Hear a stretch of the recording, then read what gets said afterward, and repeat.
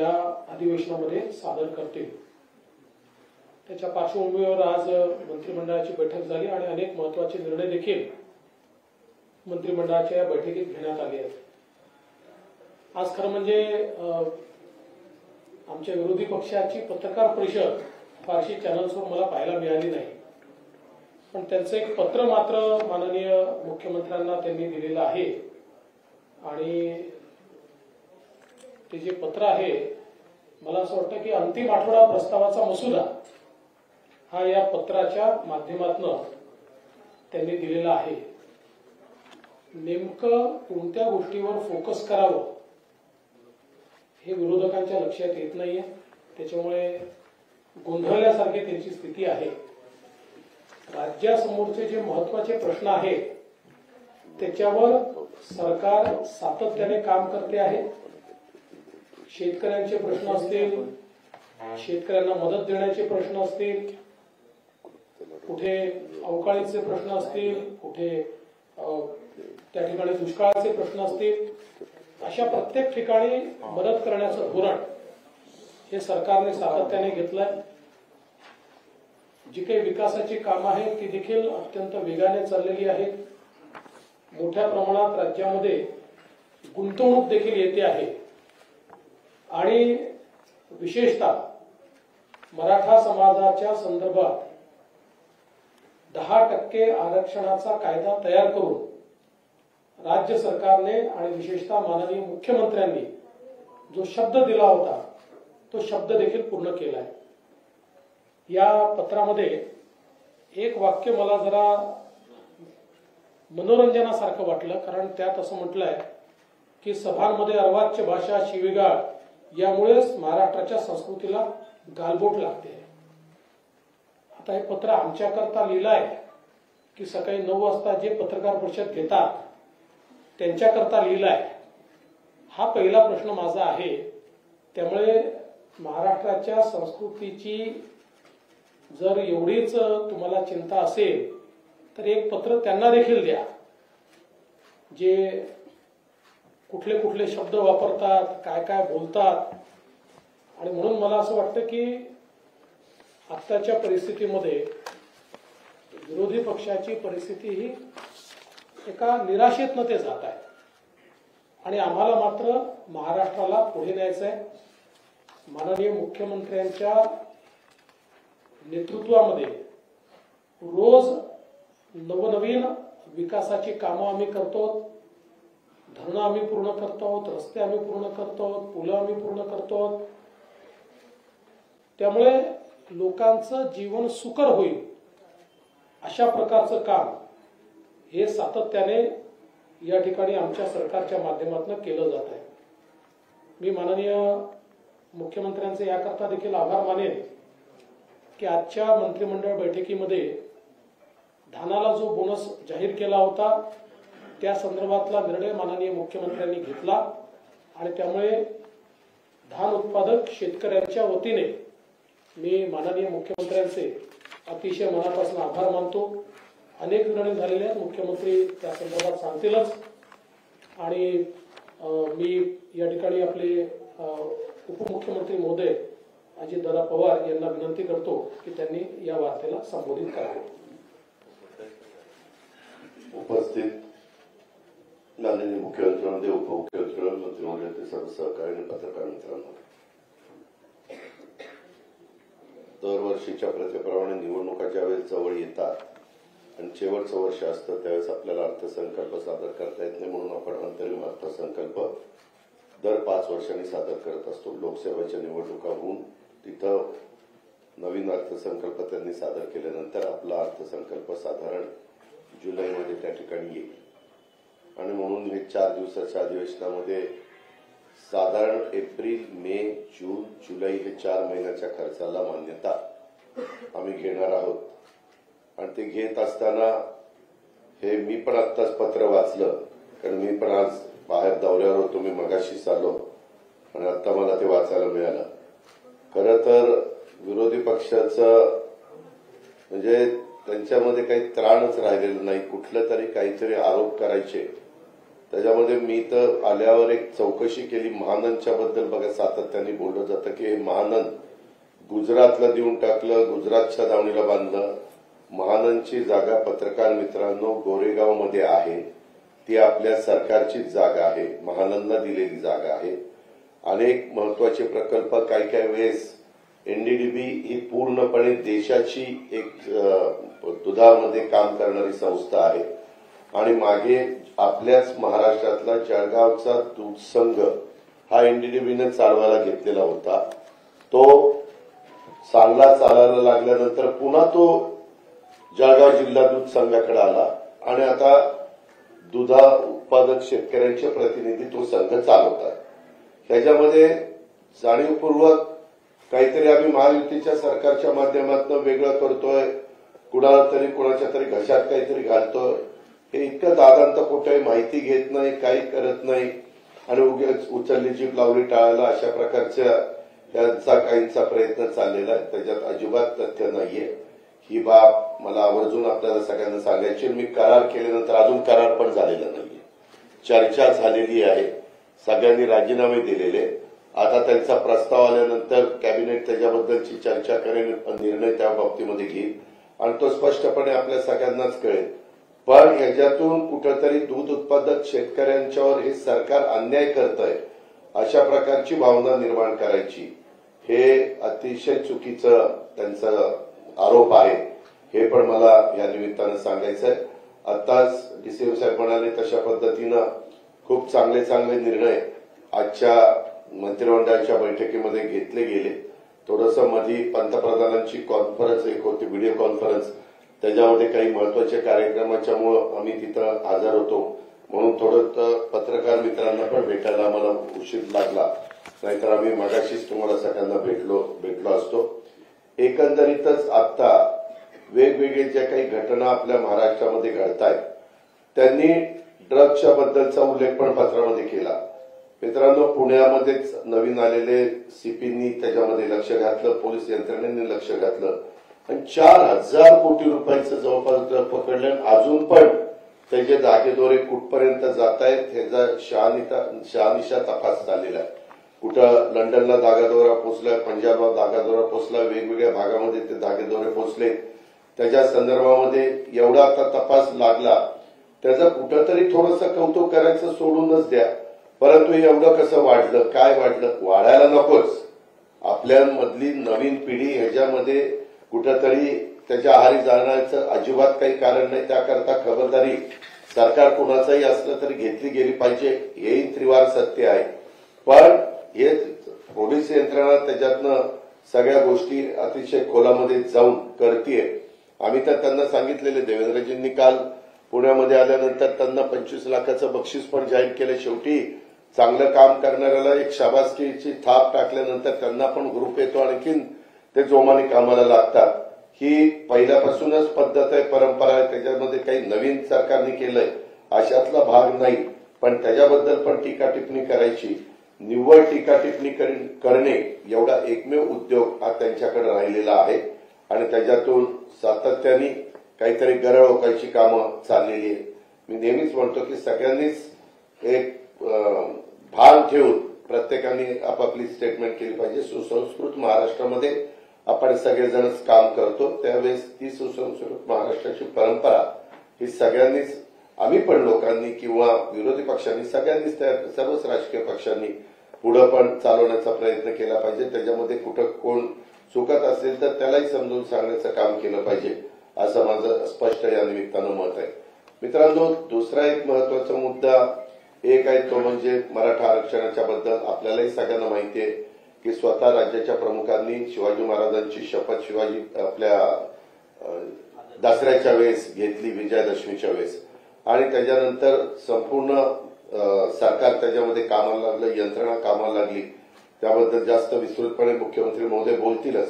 परंतु एकदा याच्यातून मार्ग काढण्याचा प्रयत्न केल्यानंतर व्यक्ती कुणीही जरी असली, प्रत्येकाला संविधानाने लोकशाही पद्धतीनं म्हणणं मांडण्याचा अधिकार दिलेला आहे, आंदोलन करण्याचा अधिकार दिलेला आहे, त्याबद्दल दुमत असल्याचं काही कारण नाही.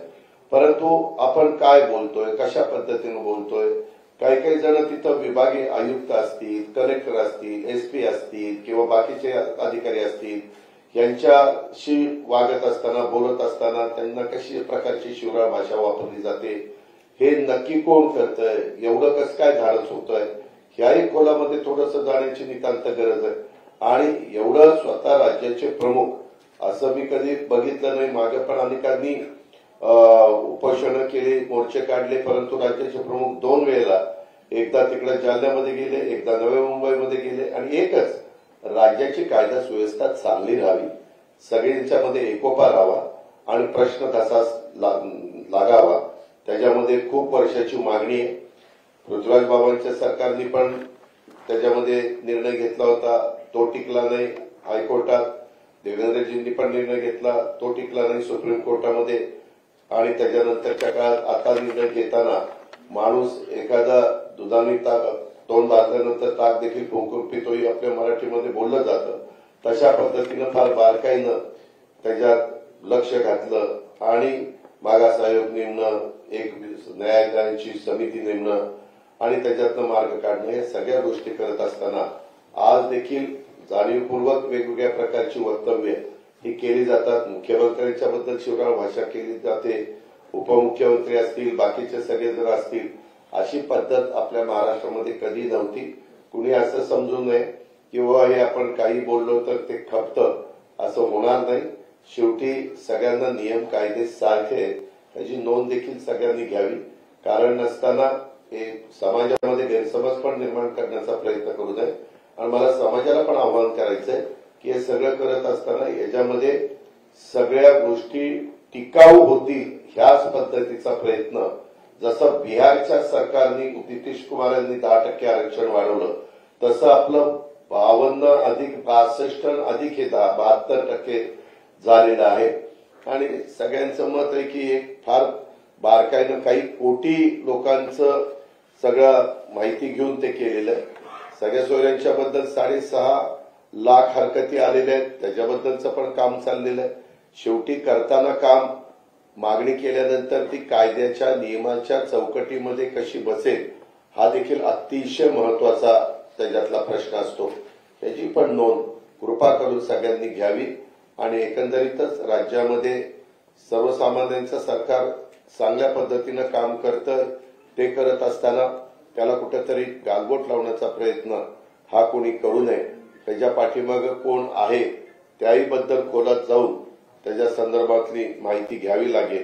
कारण एक व्यक्ती एवढं धाडस त्या बाबतीमध्ये करणार नाही, तर त्याही संदर्भामध्ये सरकार निश्चितपणे योग्य ती भूमिका घेईल, एवढंच मला या निमित्तानं सांगायचं. धन्यवाद. आजच्या पत्रकार परिषदेमध्ये उपस्थित सर्व पत्रकारांचं मनापासून स्वागत. उद्यापासून राज्याचं अधिवेशन सुरू होत आहे आणि त्यामध्ये अंतरिम अर्थसंकल्प आणि 5 दिवसाचं अधिवेशन. विरोधी पक्षांनी मुद्दे मांडले ते आपल्या सगळ्यांना माहीत, आम्ही बघितले नाही, पण खूप मोठं त्याच्यामध्ये. आणि पहिल्यांदाच 2 विरोधी पक्ष नेत्यांचं लेटरेट दिले. अगोदर वेगवेगळे द्यायचे ते. आता त्याच्यामधून काही लोक इकडे आले काँग्रेसमधून आणि सगळ्याच अगदी चलबिचल आहे, अस्थिरता आहे, एकामेकावर विश्वास राहिलाय की नाही माहीत नाही. त्यामुळे कोण काय पत्र देत आहे, कोण काय देणार आहे, कुणी काय दिलंय, यापेक्षा दोघांचं एक लेटरेट आले पहिल्यांदा. आणि एकंदरीत विरोधी पक्ष एक कसं मी मागच्या वेळी देखील म्हणालो होतो, एक जसं कॉन्फिडन्स हरवलेला विरोधी पक्ष या ठिकाणी आपण पाहतोय. अधिवेशनाने मागच्या वेळेस देखील आपण पाहिलं की त्यांचा परफॉर्मन्स काय होता सभागृहामधला. खरं म्हणजे चहापान हे एक दरवेळेला आपण ठेवतो, परंतु दरवेळेस ते जी काही चहापानाची प्रथा असते ती बहिष्कार घालण्याची प्रथा देखील विरोधी पक्षाने कायम ठेवली. तर चहापान म्हणजे काय, चहा प्यायचं आणि तिथे फक्त राज्याच्या प्रश्नावर काही साधक बाधक चर्चा होत असते तिथे. परंतु विरोधी पक्षाने ती बहिष्कार टाकण्याची परंपरा कायम ठेवलेली आहे. त्यांना चहापानामध्ये नाही, राजकारणामध्ये जास्तीचा इंटरेस्ट आहे. ठीक आहे, त्याच्याबद्दल मी काही बोलत नाही. परंतु हा जो काही उद्याचं जे अधिवेशन आहे त्यामध्ये मोठ्या प्रमाणावर राज्यातले विषय चर्चेमध्ये येतील. त्याचबरोबर आपल्या राज्य सरकारने देखील गेल्या पावणे 2 वर्षामध्ये अनेक निर्णय घेतले. त्यामध्ये शेतकऱ्यांसाठी आपण मोठे निर्णय घेतले. जवळपास त्यांचा तोही मुद्दा आहे की शेतकऱ्यांना वाऱ्यावर सोडलं, पण आतापर्यंत 45,000 कोटी रुपयाचं आपण शेतकऱ्यांना मदत केली आहे. मग ती वेगवेगळ्या माध्यमातून अवकाळी असेल, गारपीट असेल, अतिवृष्टी असेल. त्याचबरोबर 6,000 केंद्र सरकारचे, राज्याचे 6,000. त्यांनी पीक विमा योजनेच्या बद्दल देखील आक्षेप घेतलाय. 1 रुपयामध्ये पीक विमा योजना आपण दिली आणि आपण सर्व पैसे सरकार भरतो. आणि यामध्ये देखील हे राज्य आपलं पहिलं राज्य आहे आणि त्यावर देखील त्यांनी टीका केली. माहिती घेतली पाहिजे होती त्यांनी. पण यामध्ये मोठ्या प्रमाणावर जे काय आपण शेतकऱ्यांसाठी, महिला भगिनींसाठी लेट लाडकी लखपती योजना केली, 50% एसटी मध्ये सवलत दिली, महिलांना सक्षमीकरण आपण करतोय, बचत गट, महिला बचत गट आपण सक्षम करतोय. त्याचबरोबर मोठ्या प्रमाणावर आपल्या राज्यामध्ये इन्फ्रास्ट्रक्चरची कामं आहेत. 8 लाख कोटीची पायाभूत सुविधांची कामं सुरू आहेत. आणि त्यामध्ये आपण नुकताच अटल सेतूचं उद्घाटन आदरणीय प्रधानमंत्री महोदय यांच्या शुभ हस्ते केलं. समृद्धी हायवे बाळासाहेबांच्या नावात त्याचं आपण लोकार्पण केलं. आज अटल सेतू लोकांच्या जीवनामध्ये बदल घडवणार आहे, गेम चेंजर प्रकल्प आहे. आणि म्हणून जे 2 तासाचं अंतर 15 मिनिटांमध्ये पार करतोय, तिथलं मोठ्या प्रमाणावर इकॉनॉमी, पूर्ण सिस्टीम बूस्ट होईल, एक इकोसिस्टीम तयार होईल. असे अनेक प्रकल्प आपण मार्गी लावतो जे पूर्वीच्या सरकारमध्ये थांबले होते. मेट्रोचे प्रकल्प, मेट्रो 3 असेल, मेट्रोचे अनेक जे बाकी प्रकल्प आहेत ते थांबवले होते. हे सगळे जे काय हे आम्ही चालना त्याला देतोय. आणि म्हणून उद्योग पळवले म्हणाले. आता आम्ही दावोस मध्ये जवळपास 3,73,000 कोटीचे एमओयू साईन केले. गेल्या वेळेस 1,37,000, त्याचं 80% एक्झिक्युशन झालं. जवळपास आता 5 लाख कोटीचे एमओयू साईन झाले. यावेळेस आता आपण इथं आल्यानंतर देखील 40,000चं स्टील मध्ये इन्व्हेस्टमेंट झाली. ग्रीन हायड्रोजनला आपलं राज्य पहिलं राज्य आहे आपण प्रमोट करणार. आणि आदरणीय प्रधानमंत्री मोदींची देखील संकल्पना आहे ग्रीन हायड्रोजनला आपण पुढे आणलं पाहिजे, त्याला प्राधान्य दिलं पाहिजे. हे सगळं जे काय इतके म्हणजे आपले प्रकल्प सुरू आहे. आणि एअरपोर्टचं काम सुरू आहे नव्या मुंबईमध्ये. लोकांच्या जीवनामध्ये बदल घडवण्यासाठी आपण अनेक प्रकल्पांना चालना दिली. जलयुक्त शिवार देवेंद्रजींच्या काळात सुरू झालं, नंतर बंद झालं, त्याला आम्ही मोठ्या प्रमाणावर चालना दिली. शेतकऱ्यांना मागेल त्याला शेततळ, ड्रीप इरिगेशन, या सगळ्या गोष्टी ज्या आहेत या आम्ही त्या ठिकाणी देतोय. आणि याच एक पोटदुखी जी आहे ही विरोधी पक्षाला आहे. त्यामुळे त्यांना शासन आपल्या दारी एक लोकाभिमुख प्रकल्प कार्यक्रम आहे. तो लोकांपर्यंत जे आता घरात बसले होते, आम्ही तर शासन त्यांच्या दारी जातोय. आणि म्हणून आज ही सगळी जी काय आहे ही जे मळमळ आहे, ही मळमळ एवढ्यासाठीच की सरकार जोरदारपणे काम करते, सरकार गतिमानतेने काम करते, सरकार हे डबल इंजिनचं सरकार, केंद्र देखील आपल्याला सपोर्ट करते, मदत. आज आपण आरोग्याच्यासाठी मोदी साहेबांचं एक उद्घाटन आणि लोकार्पण देशातल्या प्रकल्पांचे होते. आपले राज्यातले अनेक प्रकल्पांचं रिमोटद्वारे आरोग्य विभागाच्या लोकार्पण झालं, भूमिपूजन झालं. त्यामुळे आपण केंद्राकडे पाठवलेला एकही प्रस्ताव कुठलीही कपात न करता मंजूर होतोय. आणि म्हणून शेवटी आपल्याला केंद्र आणि राज्य सरकार मिळून या ठिकाणी काम करते. एक विचाराचं सरकार असलं की अशा प्रकारचे रिझल्ट मिळतात. आणि म्हणून हे सगळे जी काही पोटदुखी आहे ती पोटदुखी त्यांच्या या पत्रातून दिसून येते. आणि म्हणून या सगळ्या प्रकल्पांमुळे जसं केंद्र राज्य आपल्या मोदी साहेबांचं $5 ट्रिलियन जे स्वप्न आहे ते आपण $1 ट्रिलियन इकॉनॉमीचं आपण जे आपलं गोल जो आहे तो आपण अचीव करण्याकडे आपण जातोय. त्यामुळे सगळ्याच राज्यामध्ये सर्वांगीण विकासाचं काम सुरू आहे. आपल्याकडे मोठ्या प्रमाणात आज जे पायाभूत सुविधेचे प्रकल्प देशामध्ये पहिल्या क्रमांकाचे आपल्या राज्यामध्ये आहे. आज FDI मध्ये आपण पहिल्या नंबरला आहोत. आणि हे सगळं जे आहे आज GDP मध्ये आपला कॉन्ट्रीब्युशन सगळ्यात जास्ती आहे. हे महाराष्ट्र जे आहे मागच्या आपलं सरकार स्थापन व्हायच्या नाही, मला वाटतं तुमच्या काळामध्ये आपण FDI पहिल्यावर होतो, नंतर मागे गेलो दुसऱ्या तिसऱ्यावर, सरकार पुन्हा आपलं महायुतीचं आल्यानंतर आपण पुन्हा पहिल्या क्रमांकावर आलो. हे सगळं जे आहे हे सगळं का म्हणजे मी बोलतोय ते तुम्हाला सगळ्यांना माहित आहे, जे बोलतोय त्यातला एक एक शब्द खरा आहे. आणि म्हणून आज राज्याला आपण प्रगती पथाकडे नेत असताना राज्यातल्या सर्व सेक्टरला आपण स्पर्श करतोय. मग शेतकरी असतील, कष्टकरी असतील, कामगार असतील, महिला भगिनी आहेत, युवा आहेत, सगळे लोक आहेत. रोजगाराचा विषय आज आपला शासकीय नोकऱ्या त्या आपण सुरू केल्या, स्टार्टअप आहे, त्याचबरोबर स्किल डेव्हलपमेंट सेंटरच्या माध्यमातून आपण लाखो लोकांना नोकऱ्या देतोय. आणि त्यामुळे हे जे काही गतिमानतेने सरकार सुरू आहे, आपण स्वच्छतेकडे आपण लक्ष दिलंय, डीप क्लीन ड्राईव्ह आपण स्वतः सुरू केलंय, त्याच्यामुळे खूप मोठ्या प्रमाणावर टप्प्याटप्प्याने मुंबई नंतर इतर सगळे शहरं सर्व राज्यामध्ये आपण ते करतो. त्याच्यामुळे प्रदूषणामध्ये देखील खूप जे काही कमी झालंय. हे सगळं जे आहे हे सगळं जे काही हजम होत नाहीये आणि त्यामुळे या सगळ्या ज्या बाबी आहेत, मराठा आरक्षणच्या बाबतीमध्ये मराठा आरक्षण आज आपण जे मी अजितदादा म्हणाले, मी शपथ घेतली होती त्याप्रमाणे मराठा आरक्षण 10% देण्याचा निर्णय आपल्या सरकारने घेतला. एक धाडसी निर्णय घेतला. जेव्हा यापूर्वी देखील हा निर्णय घेतला होता, जेव्हा देवेंद्रजी मुख्यमंत्री होते आणि हायकोर्टामध्ये तो निर्णय टिकवला आपण, परंतु दुर्दैवाने सरकार बदलल्यानंतर सुप्रीम कोर्टामध्ये ज्या पद्धतीने बाजू मांडली पाहिजे होती ती बाजू मांडली नाही, दुर्दैवाने तिथे रद्द झाला. आणि आता याच्यामध्ये कुणबी नोंदी आहे त्या आपण तिथे जी शिंदे कमिटी आहे ते एक वेगळं काम सुरू आहे. आज त्याच्यामध्ये जे नोटिफिकेशन काढलेलं आहे त्याच्यामध्ये आपण हरकती 6 लाख आलेले आहे त्याची स्क्रुटिनी करतोय.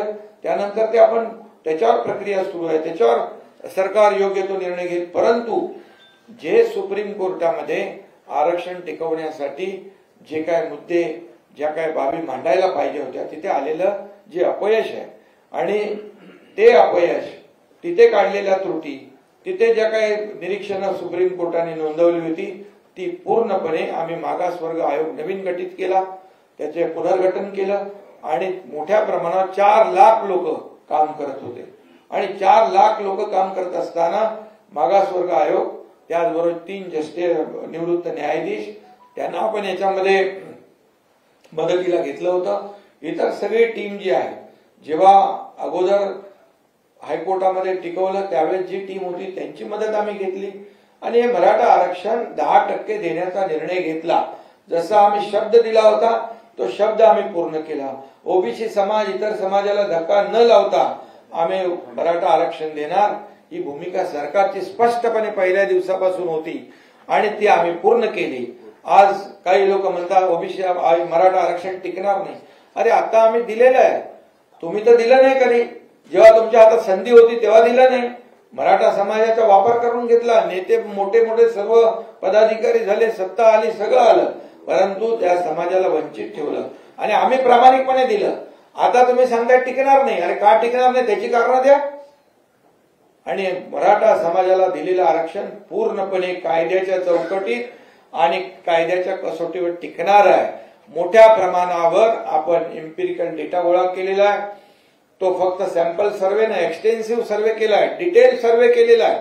मराठा समाज मागास कसा आहे सोशली आणि एज्युकेशनली, हा पूर्णपणे जसं कोर्टाने म्हटलं तुम्ही पहिलं मागास सिद्ध करा. कोर्टाने ज्या ज्या बाबी मांडलेल्या आहेत त्या त्या बाबींचा अंतर्भाव आम्ही मराठा समाजाला आरक्षण देताना केलेला आहे. त्यामुळे मराठा समाज दिलेलं आरक्षण पूर्णपणे कायद्याच्या चौकटीवर बसण्यासाठी, टिकण्यासाठी शासन पूर्ण ताकद लावेल. आणि आम्हाला विश्वास आहे ज्या बाबी सुप्रीम कोर्टाने ज्या मांडल्या होत्या, जी निरीक्षणं नोंदवली होती, ज्या त्रुट्या दाखवल्या होत्या त्या पूर्णपणे दूर यामध्ये केलेल्या आहेत. त्यामुळे विरोधी पक्षाने देखील हे आरक्षण कसं टिकलं पाहिजे अशा सूचना न करता टिकणार नाही, टिकणार नाही, टिकणार नाही, का टिकणार नाही याची कारणं तर देत नाहीत. आणि म्हणून मी आपल्याला एवढंच सांगतो की आज मराठा समाजाला आरक्षण आपण दिले, जसा शब्द दिला त्याप्रमाणे सरकार वागलेलं आहे. त्याचबरोबर ज्यांना कुणबी नोंदी सापडत नव्हत्या त्यांचा देखील आम्ही जस्टिस शिंदे समितीच्या माध्यमातून तेही काम सुरू केले, त्याचं नोटिफिकेशन काढले, त्याच्या हरकती आल्या आणि म्हणून अगदी तात्काळ यामध्ये कायदेशीर प्रक्रिया सगळ्या बाबी ज्या आहेत या पूर्ण केल्या पाहिजे. एवढ्या घाई गडबडीमध्ये कुठलाही निर्णय घेता येणार नाही आणि आम्ही कोणाची फसवणूक करणार नाही. आम्ही कुणालाही फसवणार नाही. पहिल्या दिवसापासून आमची भूमिका स्पष्ट आहे आणि म्हणूनच जो काही निर्णय घेतलाय हा टिकणारा निर्णय आम्ही घेतलेला आहे. आणि म्हणून माझी विरोधी पक्षाला देखील त्यांनाही आव्हान आहे की यामध्ये मराठा समाजाला आरक्षण दिल्यानंतर, तुम्ही दिलं नाही पण आम्ही दिल्यानंतर उलट तुम्ही त्याच्यामध्ये सहकार्याची भूमिका घ्यायला पाहिजे. ते कसं टिकेल या बाबतीत चांगलं बोललं पाहिजे. ते टिकणार नाही असं संभ्रम निर्माण करून मराठा समाजाला त्याचं खच्चीकरण करण्याचं काम कोण करतंय याचा देखील जनतेसमोर उलगडा नक्कीच होईल. आणि म्हणून मी एवढंच सांगेन की आता सरकारने निर्णय घेतलाय. सरकारने निर्णय घेतलेला असताना यामध्ये टिकवण्याचं देखील जबाबदारी आमची आहे आणि म्हणूनच या कायदा सुव्यवस्था राखण्याची जबाबदारी देखील आमची आहे. त्यामुळे कुणीही या संयम पाळावा, कायदा हातात घेता कामा नये. शेवटी सर्वसामान्य माणसाला या राज्यामध्ये सुखाने, समाधानाने, आनंदाने जगण्याचा अधिकार आहे. त्यामुळे सरकारने जो शब्द दिला तो शब्द पाळलेला आहे आणि म्हणून आंदोलनकर्ते जे कोणी असतील त्यांनी देखील या सगळ्या गोष्टी सरकारने केलेल्याची जाणीव ठेवली पाहिजे. सरकारने आतापर्यंत जे जे काही केलं, जस्टिस शिंदे कमिटी नेमली, अगदी तेलंगणा, हैदराबाद पर्यंत त्या ठिकाणी देखील आपले लोक गेले. त्या ठिकाणी देखील जे काही पुरावे आहेत ते आपण शोधतोय आणि म्हणून मराठा समाजाला ओबीसी प्रमाणे जोपर्यंत आरक्षण मिळत नव्हतं सवलती देण्याचा निर्णय आपण घेतला. सारथी असेल, अण्णासाहेब पाटील आर्थिक विकास महामंडळ आहे, त्याचे 10 लाखाचे 15 लाख आपण त्याचं कर्ज आपण व्याज आपण भरतोय सरकार म्हणून. आज हॉस्टेल ज्या ठिकाणी आहे तिथे हॉस्टेल दिले, जिथे हॉस्टेल नाही त्यांना आपण भाडं वाढवून ते स्वधार योजना सुरू केली आणि सगळं जे आहे हे आपण सकारात्मक करतोय. आज किती अधिसंख्य पदं होती, कोणी हिंमत केली? आमच्या सरकारने हिंमत केली. 5,000 लोकांना ज्यांचं सिलेक्शन झालं होतं, अपॉइंटमेंट मिळाली नव्हती, ते त्यांना अपॉइंटमेंट देण्याचं धाडस देखील आमच्या सरकारने केलं. 5,000 लोकांना आज नोकऱ्या मिळालेल्या आहेत. मध्ये मॅटमध्ये 500 लोक गेले होते एमपीएससीचे, तिथे हायकोर्टामध्ये बाजूला मांडून लढवून त्यांना परत त्यांना नोकऱ्या दिल्या आम्ही. कुठे सरकार मागे पडतंय, कुठे सरकार कमी पडतंय हे तर दाखवा. आणि म्हणून या सगळ्या ज्या काही बाबी आहेत या राज्यामध्ये काही लोकांचं अराजकता पसरवण्याचं जे काही हे आहे, कारस्थान आहे, हे कुणी करता कामा नये. या राज्यातली जनता सुज्ञ आहे, या महाराष्ट्रातली जनता सुज्ञ आहे आणि सरकार जे काम करतंय याचा देखील साक्षीदार जनता आहे. आणि म्हणून आतापर्यंत जे काही झालं नाही मराठा समाजाच्या बाबतीमध्ये, ओबीसी समाजाच्या बाबतीमध्ये अनेक निर्णय सरकारने घेतले. आज आपल्या धनगर समाजाचा पण आपण कॅबिनेटमध्ये तोही निर्णय आज आपण घेतला.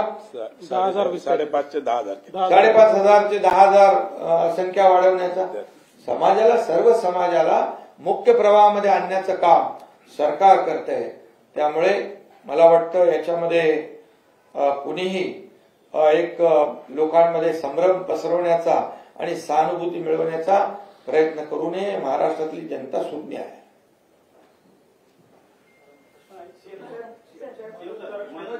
पाटील वारंवार त्यांच्या मागण्यांमध्ये बदल करतायत, नवीन मागण्यांचा समावेश करतायत आणि आज त्यांनी दुपारी जे स्टेटमेंट केलेले असंसदीय शब्द काही वापरलेले त्यांनी, तर त्या संदर्भात आपली काय प्रतिक्रिया? दुसरं म्हणजे त्यांच्या विधानामागे विरोधी पक्षांचे नेते आहेत का? काही जणांनी आरोपी थेट केलेला आहे. शरद पवार साहेबांचं, उद्धव ठाकरेंचं नाव येतं, राजेश टोपे यांचं जे स्थानिक नेते जालन्याचे त्यांचे देखील नाव घेतले.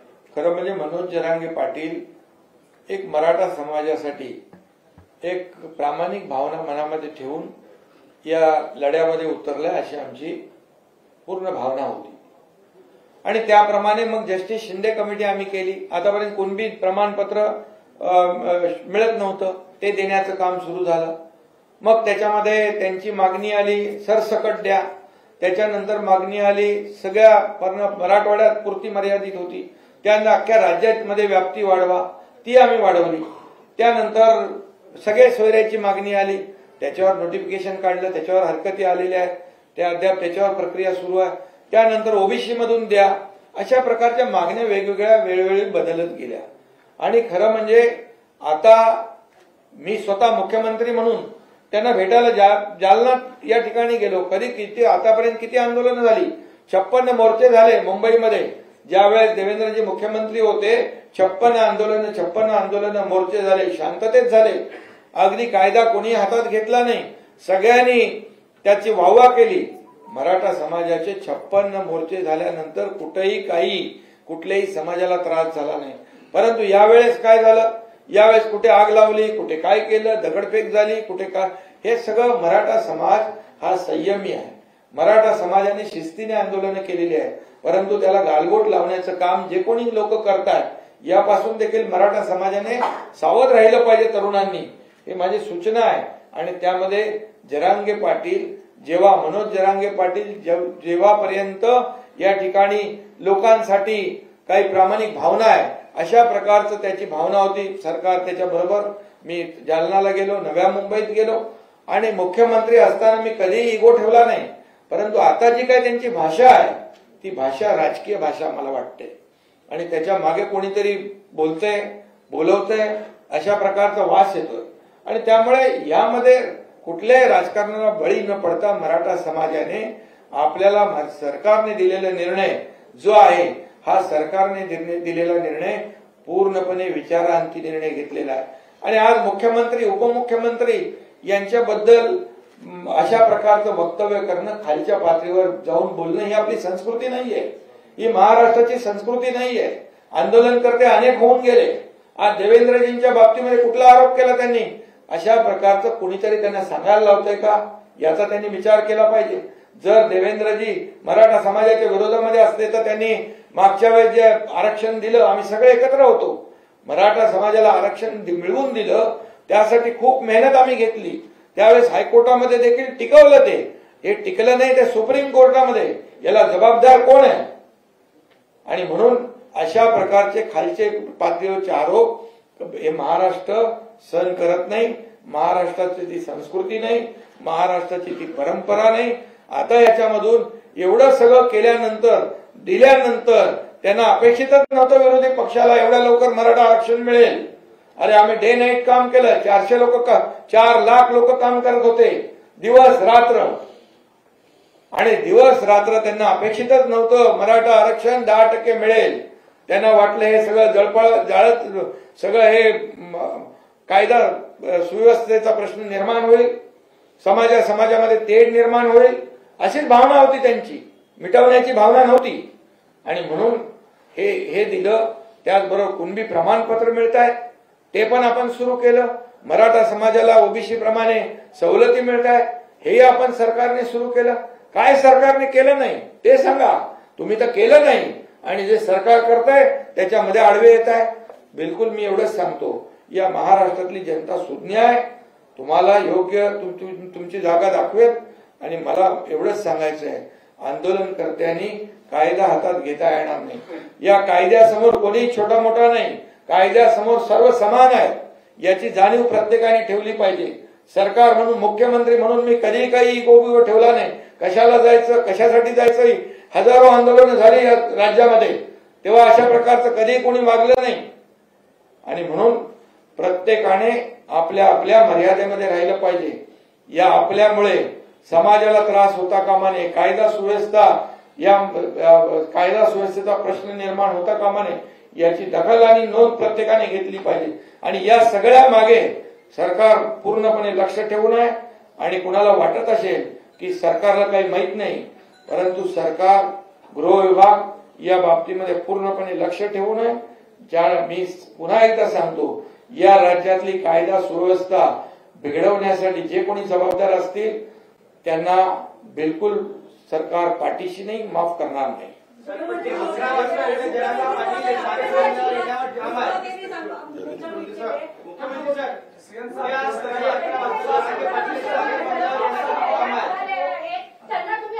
काय उद्या सकाळी 11 वाजता सागर बंगल्यावर येणार असं थेट आव्हान केलंय. पोलीस आणि गृह विभाग जे कायदा सुव्यवस्था राखण्यासाठी जे काही करायचं ते करेल.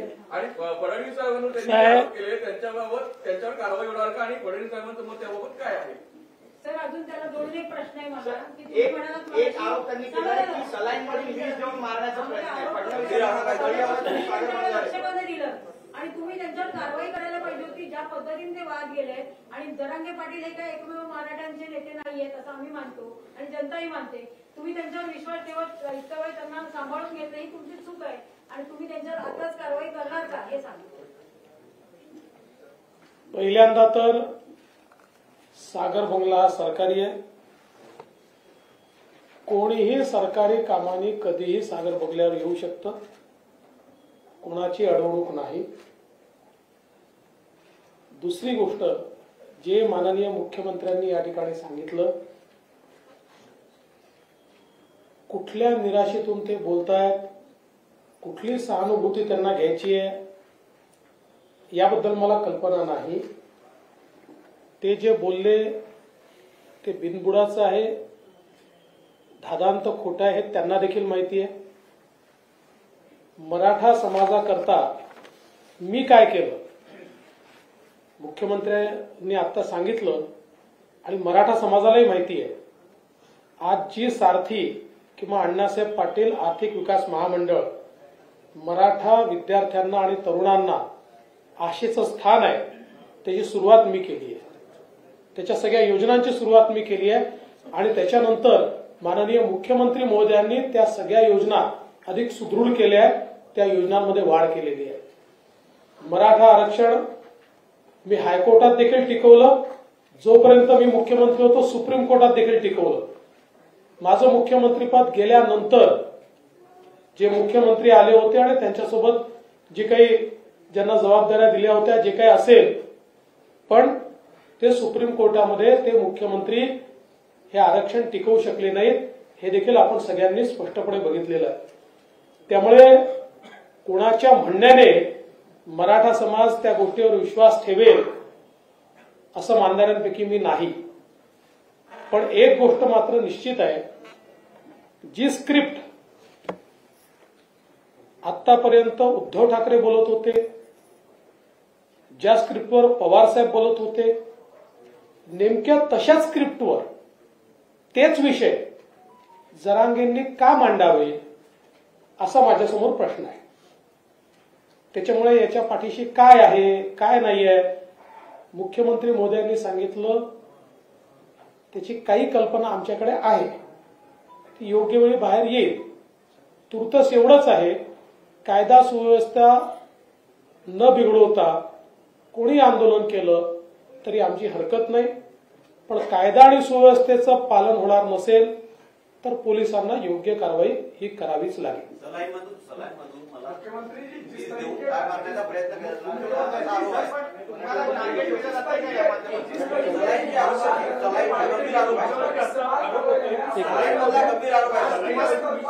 मी तुम्हाला प्रश्न विचारतो, सोडून द्या. तुमचा तरी विश्वास आहे का? मी तुम्हालाच प्रश्न विचारतो, सोडून द्या. तुमचा तरी विश्वास आहे का? अशा गोष्टीला उत्तर तरी द्यायच्या, तुम्हालाही समजलं पाहिजे. तुम्ही मला असे प्रश्न विचारता, मला तुमचं आश्चर्य वाटतं.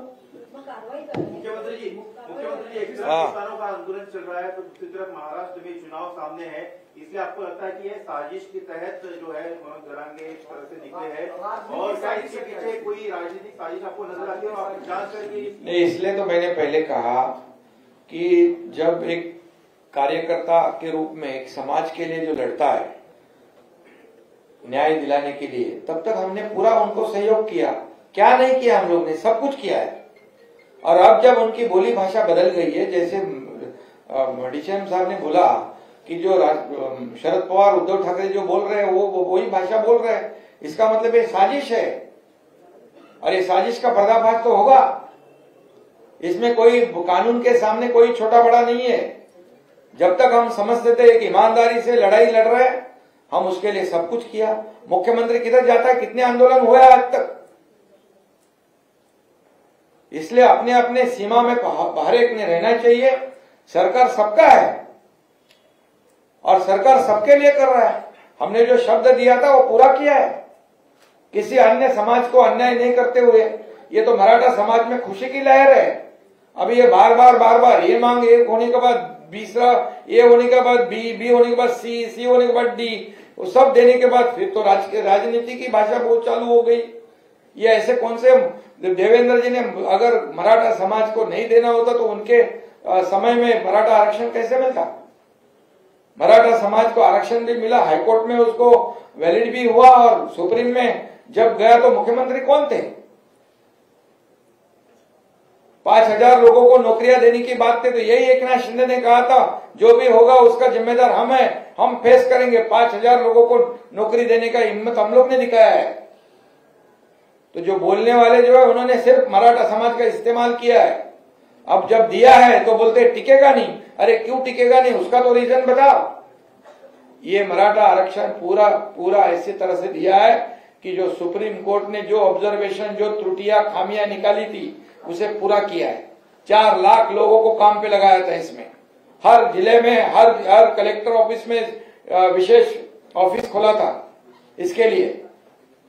और जो दिया है तो उससे पॉजिटिव बात करनी चाहिए। इसका मतलब राज्य में कानून व्यवस्था बिगाड़ना, ये सामने चुनाव देखकर राजनीति की रोटियां सेकना, ये लोग बहुत भली भांति जानते हैं। बहुत समझदार महाराष्ट्र की जनता है। ये उनको वो सही जगह दिखाएंगे। इसके पीछे जो भी साजिश है वो साजिश तो उसका पर्दाफाश तो होगा ही। लगातार जो भूमिका बदल रही है मनोज जारंगे पाटिल की, पिछले 3 महीने से आपसे लगातार मांग बढ़ती जा रही है। अब जब आरक्षण की मांग पूरी होती है उसके बाद राजनीतिक आरोप प्रत्यारोप शुरू हो जाते हैं, इसको कैसे? ये देखो महाराष्ट्र की संस्कृति है। इतने निचले स्तर पर आरोप लगाना आंदोलनकारियों ने ये शोभा नहीं देता। ये उनकी बोली नहीं है, ये और किसी की बोली है। और इसलिए मैं अभी भी कहूंगा कि उन्होंने इससे बलि पड़ना नहीं चाहिए, लोगों के बहकाव में नहीं आना चाहिए। जो लोग जो आज जिन्होंने इतने साल राजनीति की, जब उनके हाथ में था मराठा समाज को आरक्षण देना, तब नहीं दिया, वंचित रखा सबको। और जब हमने देने की हिम्मत बताई तो उसके साथ में जैसे सहयोग करना चाहिए, न कि कानून व्यवस्था बिगाड़ के संभ्रम निर्माण करना चाहिए। मुख्यमंत्री किंवा उपमुख्यमंत्री, कानून के सामने कोई भी छोटा बड़ा नहीं है, मैंने बताया है आपको। मुख्यमंत्री किंवा उपमुख्यमंत्री यांच्या विरुद्ध कोणी समाज माध्यमांवर आरोप केले तर आतापर्यंत अनेकदा गुन्हे दाखल झालेले आहेत। अरे मुख्यमंत्र्यांनी तर जेलमध्ये टाकले, आरोप केले तर राणेंना आणि त्या कंगना रणावतला आणि त्या कोणतो आपला राणा, नवनीत राणा, त्याला 40 दिवस जेलमध्ये टाकला, देशद्रोहाचा खटला भरला। तेच मला विचारायचंय, तर फडणवीस साहेबांवरती असे आरोप झाल्यानंतर जरांगे विरुद्ध आपण गुन्हा दाखल करणार आहात का? सगळं कायदेशीर, ज्या बाब मी मगाशीच म्हटलं, कायद्यापेक्षा कुणी स्वतःला मोठं समजू नये। संयम ठेवलेला आहे सरकारने, संयमाचा अंत पाहू नका। दुसरा प्रश्न असा आहे की 2.5 वर्षाच्या काळात सुप्रीम कोर्टाने आरक्षण टिकवलं नाही, महाविकास आघाडी सरकारने असं म्हणाला होता। त्या सरकारमध्ये राष्ट्रवादी काँग्रेस पक्ष सामील होता आणि त्याच्यात अजितदादा पवार उपमुख्यमंत्री होते। हा, मग काय झालं? त्याच्यामध्ये कुठं एक अजितदादा पवार काय उपसमितीचे अध्यक्ष होते का मुख्यमंत्री होते? असं नाही, पण पक्षीय अरे असं काय, तुम्ही बघा, आरक्षण जे टिकलं हायकोर्टामध्ये, सुप्रीम कोर्टामध्ये टिकलं नाही का? याचं कारण जे आहे हे तुम्हाला माहित आहे, सगळ्यांना माहित आहे। आणि त्या सगळ्या त्रुट्या ज्या आहेत आणि जी निरीक्षण आहे ती आम्ही पूर्णपणे या मागासवर्ग आयोग आणि आपल्या सर्व्हेमध्ये त्याची नोंद घेतलेली आहे। माझा प्रश्न वेगळा आहे, त्या समितीमध्ये आपणही होतात, त्या गव्हर्नमेंटमध्ये हा होतो ना, मी मुख्यमंत्री नव्हतो, मी त्या उपसमितीचा अध्यक्ष पण नव्हतो। कोणते अडथळे आले असं मला विचारायचं? अरे अडथळे सगळे दूर केले आम्ही। तुम्हाला मी सांगतो, राज्य सरकार ते पूर्णपणे आरक्षण टिकवणार आणि सुप्रीम कोर्टाच्या गाईडलाईन प्रमाणेच आम्ही आरक्षण दिलेलं आहे। ठीक आहे, ठीक आहे, धन्यवाद, आभारी आहे।